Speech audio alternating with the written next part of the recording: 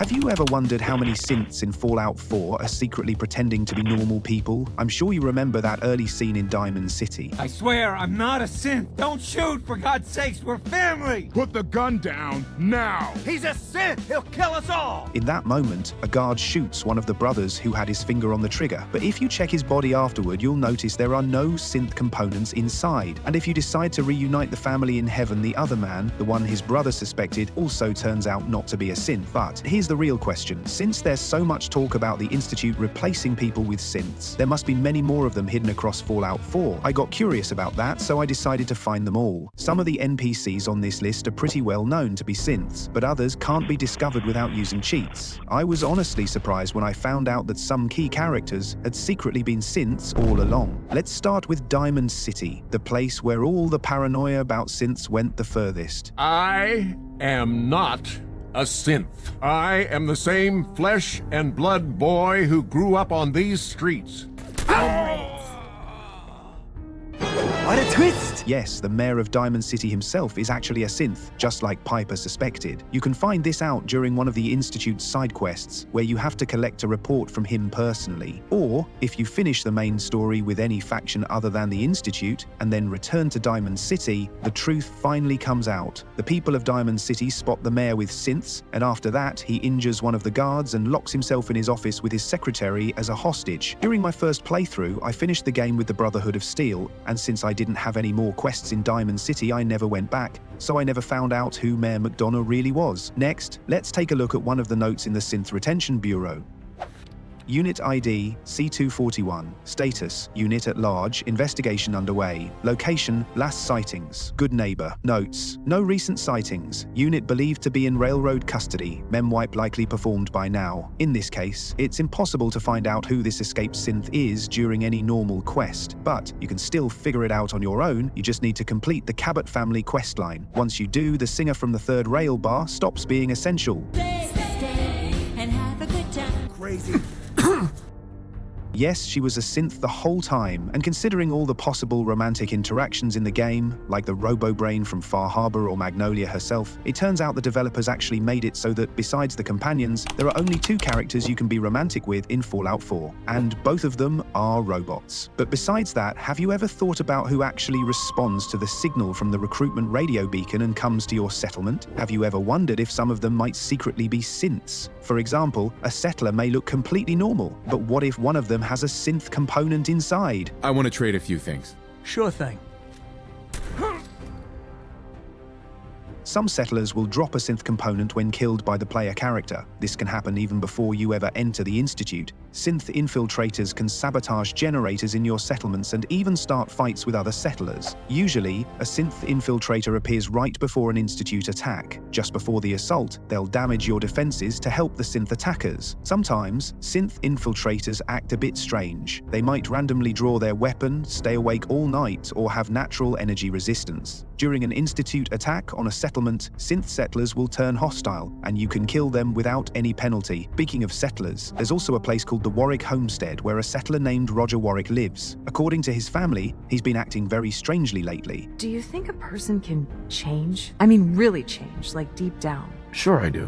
I think you must be right. My dad's a good example. He used to drink all day and he never did any work. And then one day everything changed. He stopped drinking completely and started to work really hard. He suddenly seemed to care a lot more about what happened to the farm and to us. And as it turns out, there's a reason for that. During one of the Institute's side quests, you're sent to the Warwick Homestead to deliver some modified seeds to Roger, and that's when the truth about him is revealed. We covertly replaced the family patriarch at Warwick Homestead with a synth. He was replaced by a synth. What's even more interesting is that without this quest, you would never be able to learn the truth about him on your own. If you kill him, you won't find any synth component on his body.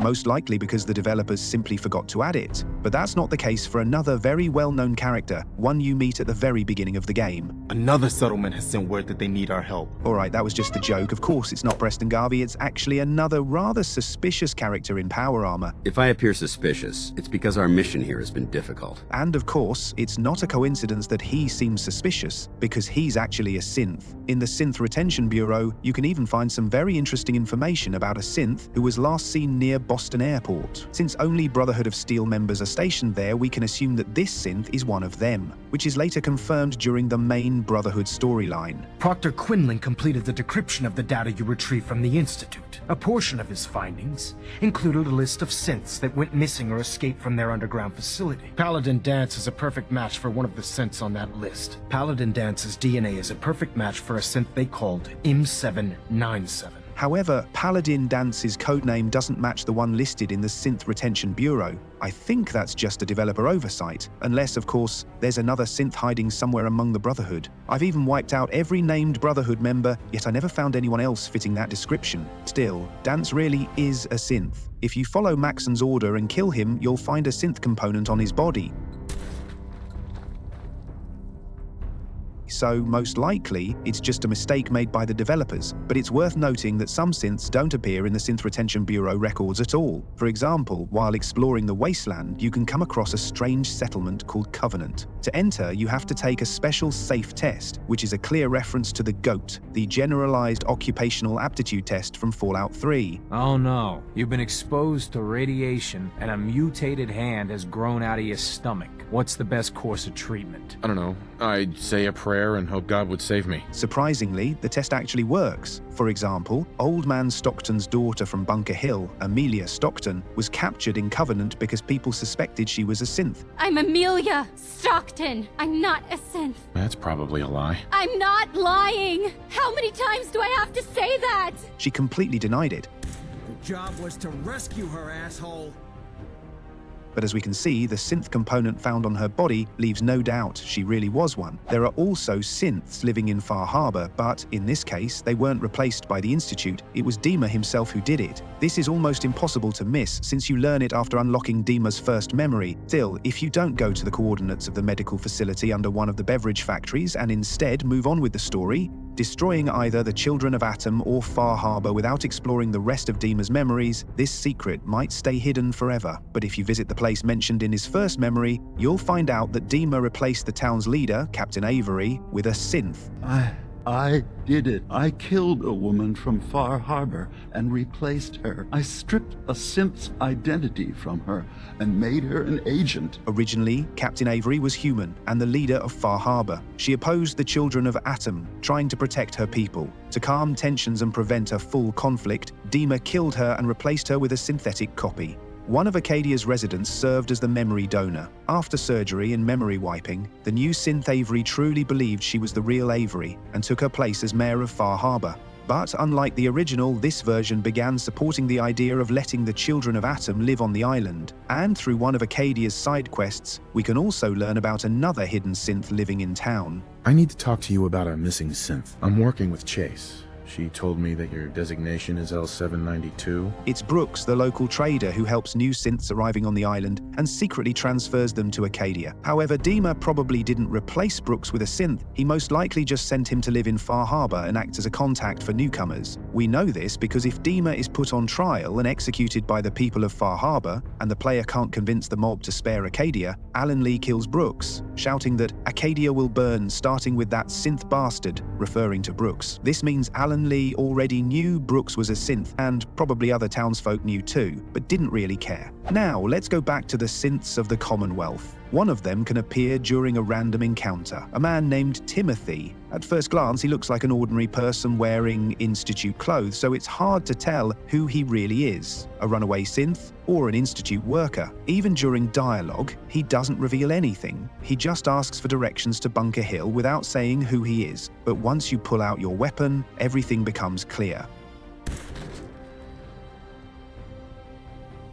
Yes, it turns out he's a synth, one who most likely escaped the Institute without help from the railroad, since they wouldn't just leave him wandering the wasteland alone if they had helped him. Another interesting case is a synth named Eve from the Institute. You can easily learn who she is by simply talking to her, but if you never approach her, you might not realize that she's actually part of a social experiment. The head of the robotics division wanted to test if a synth could truly live as part of a human family, so he used his own family for the experiment. Eve acts as a kind of surrogate mother to his son and, in fact, his wife. And even though she plays that role, she still helps other synths escape. as revealed in one of the Institute quests. Speaking of synths who live in plain sight, there's one you can easily overlook. If you decode a Corsa chip but stop doing missions for the railroad, you might never find out that one of their members is actually a synth, and probably not just any synth, but a former Corsa. She once worked for the Institute, but over time she began to question her role and eventually decided to flee. And of course this is Glory. Judging by her background, the tasks she did for the Institute, and the fact that in the creation kit she's listed as Corsa class, she was almost certainly a former Corsa. Finally, there's one more character you'd never suspect of being a synth.